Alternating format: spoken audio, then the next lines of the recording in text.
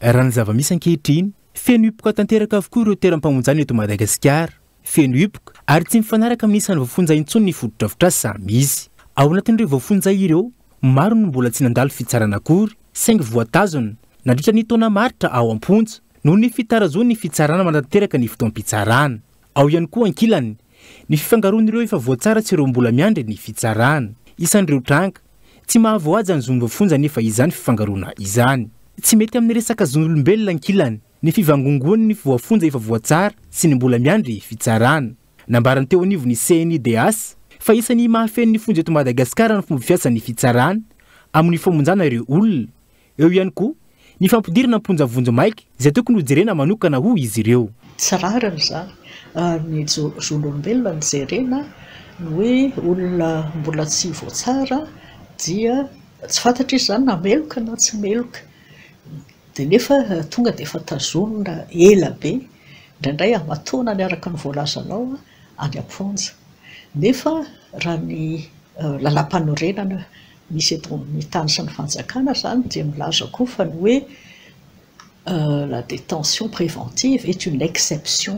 Zany hoe amin'ny hoe zavatra tena hoe tsy azo anoharana zany mety hoe indray mandeha isa-taona no tokony isa zany hoe fitazonana amponjavonjo maika zany. Nefa ny antsika zany amin'izao fotoana izao lasa ohatrany hoe izay anona rehetra tratra hoe misy antony isan-karazany zany dia tonga dia hoe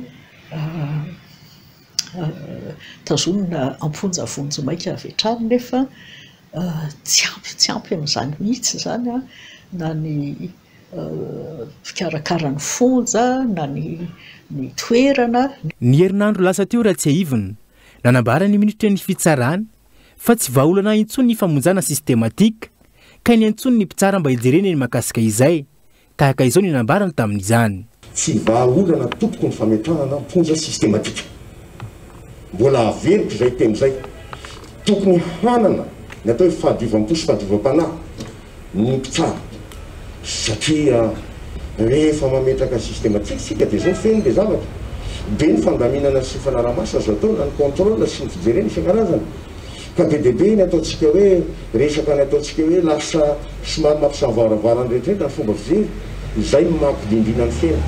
Nambarany teo anivony CNIDH satrany fa tokony hojerena fomba hafa ny eo anivony fitsarana mahakasika ireo voafonja tsy mbola nandalo fitsarana ireo. Ireo olona voafonja izay tsy mbola nandalo fitsarana raha ny nambaran'izy ireo hatrany no maro an'isa amin'ny fonja ankehitriny.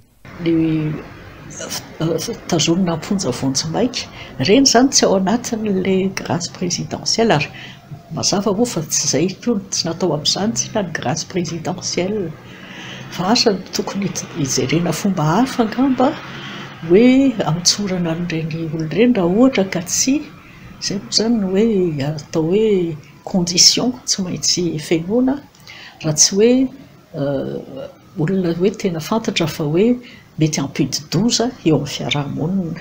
Marina fa hoe mahavoa mafy an'izay tompony izay zavatra izay kanefa tsy dia tena hoe zavatra tena hoe hafa zany hoe mpamonolona na mpanao maro moa ny karazana hoe tena hoe eloka be vava izay raha reny kosa aloha no hoe tratra ambodiomby dia rariny sy hitsiny ny arovana ny fiarahamonina amin'ny olon-dratsy ohatran'ireny sy ny tazonana azy amponjavonjo maika. Efa nanamafy ankilany teo anivony Amnesty International tamin'ny faran'ny taona 2024 lasa teo iny fa fotoana izao tokony hanavaozana ny rafitry ny fitsarana sy ny fonja. Tamin'izany indrindra namporosian'izy ireo polisy sy ny mpitandro filaminana ary ny fitsarana amin'ny fampitsahara ny fandefasan'ny olona rehetra ho tanana amponjavonjo maika fa kosa ampiasana ireo fomba hafa ankoatra izay voalazan'ny lalàna.